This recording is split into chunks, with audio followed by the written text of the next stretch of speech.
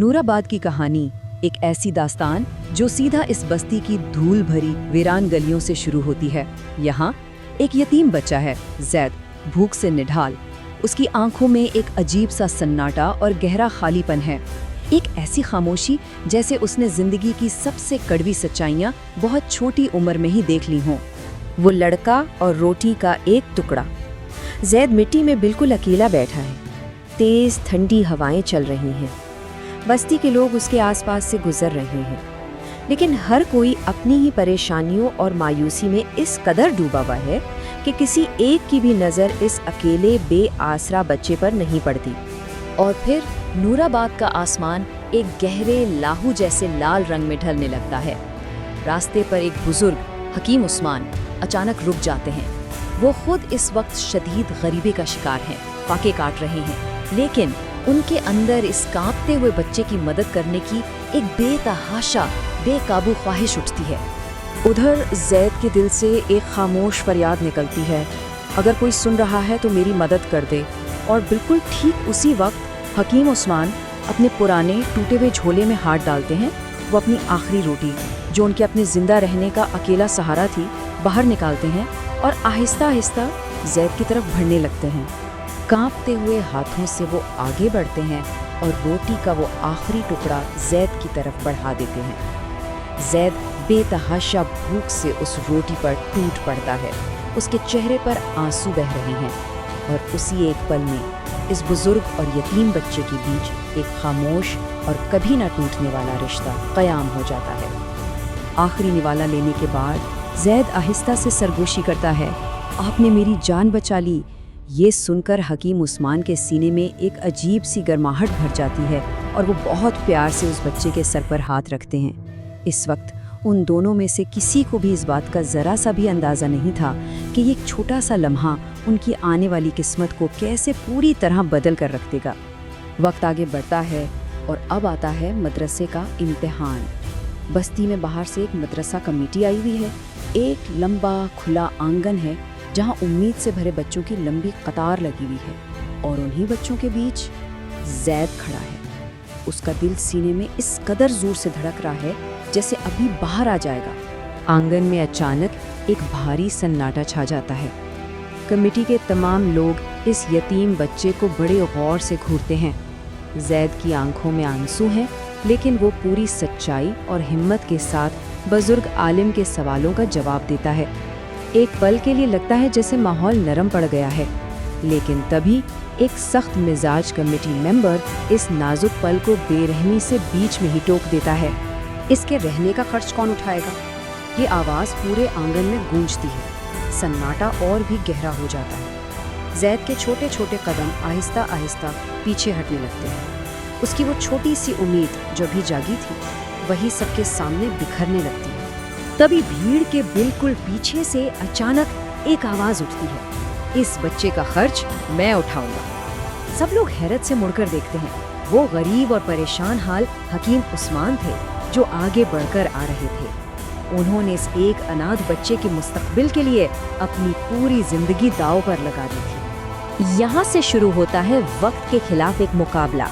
एक मनहूस दिन, हकीम उस्मान अपने ढलते टूटे हुए घर की जमीन पर अचानक गिर जाते हैं। उनकी सांसें उखड़ने लगती हैं और चेहरा बिल्कुल जर्द पड़ जाता है। और वहाँ मीलों दूर मदरसे में बैठा जैद, अचानक उसे एक बेनाम अजीब सा खौफ महसूस होता है, जैसे कुछ बहुत बुरा होने वाला है। वो बगैर सोचे समझी अपनी किताबें वहीं छोड़ता है और नूराबाद की गलियों की तरफ बेतहाशा अंधाधुंध दौड़ पड़ता है। हाँपता हुआ जायद जब दाखिल होता है तो देखता है कि हकीम उस्मान ज़मीन पर बेजान से पड़े मौत और ज़िंदगी की कश्मकश में है। वो रोता है, चिल्लाता है, आपको क्या हो गया? वो बस्ती के लोगों से रोते हुए भीख मांगता है कि कोई तो मदद करे, लेकिन उसके लिए हर दरवाज़ा, हर खिड़की बंद मिलती है। अंधेरे में तेज़ी से शहर के अस्पताल की तरफ भागना ही अब आखिरी रास्ता था। वक्त हाथ से निकल रहा था। जैद वापस दौड़कर अपने उस्तादों के पास जाता है, जैसे तैसे कुछ सिक्के जमा करता है, एक गाड़ी का बंदोबस्त करता है और रात के उस गहरे अंधेरे में बेहोश हकीम उस्मान को शहर के एक बड़े अस्पताल की तरफ ले निकलता है। अस्पताल पहुंचकर सामने आता है उस डॉक्टर का राज। अस्पताल के उन ठंडे, लंबे और खामोश दालानों में एक अजीब सा जानलेवा डर का माहौल है। जैद आखिरी दरवाजे पर टिकटिकी बांधे बस देख रहा है। उसका दिल खौफ से कांप रहा है कि कहीं आने में बहुत देर तो नहीं हो गई। तभी एक थका हुआ डॉक्टर आहिस्ता से चलता हुआ जैद के पास आता है। वो जैद को बड़ी हैरत और गौर से देखता है, जैसे किसी पुराने चेहरे को पहचानने की कोशिश कर रहा हो। और अचानक वो पूछता है, क्या तुम कभी नूराबाद की उन सड़कों के किनारे रहा करते थे? सालों पहले जब हकीम उस्मान ने जैद को उस शदीद भूखमरी की हालत में अपनी आखिरी रोटी खिलाई थी, ये डॉक्टर वहाँ सड़क किनारे खड़ा वो सब अपनी आंखों से देख रहा था। उसी एक नेकी, उसी एक जज्बे ने इस शख्स की जिंदगी बदल दी थी, उसे डॉक्टर बनने पर मजबूर किया था। वो अब जैद की तरफ देखता है और कहता है, वो बच्चा तुम थे। वक्त की लंबी सरहदों को पार करके आज एक पुराना कर्ज चुकाया जा रहा था। डॉक्टर बगैर किसी हिचकिचाहट के सारा खर्च अपने जिम्मे ले लेता है और हकीम की जान बचाने का वादा करता है। किस्मत का ये पूरा चक्कर, ये हैरत अंगेज मौजज़ा देखकर जैद वहीं थक कर ज़मीन पर गिर जाता है और फूट फूट कर रोने लगता है। अब वक्त आ गया था एक आखिरी और सबसे अहम फैसले का। कुछ दिन गुजरते हैं।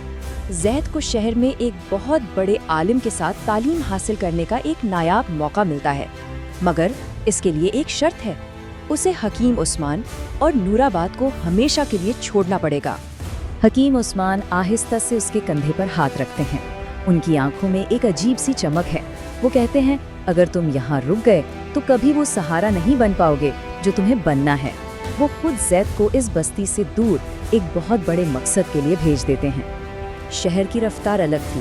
पहले महीने में ही जैद अपनी शहर की पढ़ाई में सबसे आगे निकल जाता है, लेकिन छठे महीने तक आते आते नूराबाद की बस्ती में एक खतरनाक और शदीद कहर पड़ जाता है और 7वें महीने में जैद अपना आखिरी और सबसे बड़ा फैसला लेता है।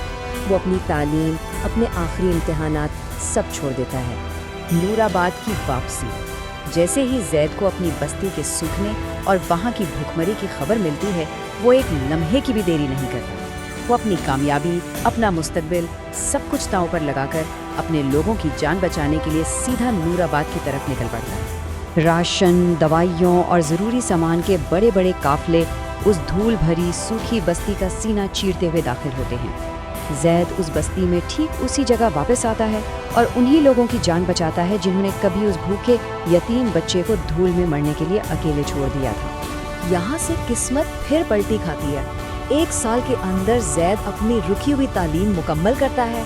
5वें साल आते आते वो उस वीरान नूराबाद में एक शानदार स्कूल तामीर करवाता है और 10वें साल में इस बस्ती के लिए एक मुफ्त अस्पताल खोल देता है। एक ऐसी बस्ती जो कभी मिट्टी और मायूसी का शिकार थी, अब उम्मीद और रोशनी का एक चमकता हुआ शहर बन चुकी थी। और आखिर में जैद, जो अब इस पूरे इलाके का एक अजीम और कामयाब शख्स बन चुका है, बुजुर्ग हकीम उस्मान के कदमों में बैठा है। हकीम उस्मान उसकी तरफ देखते हैं, हल्के से मुस्कुराते हैं और कहते हैं, मैंने तो सिर्फ एक रोटी का टुकड़ा दिया था। किसने सोचा था कि एक रोटी का वो छोटा सा टुकड़ा आज एक पूरे शहर की रोशनी बन जाएगा।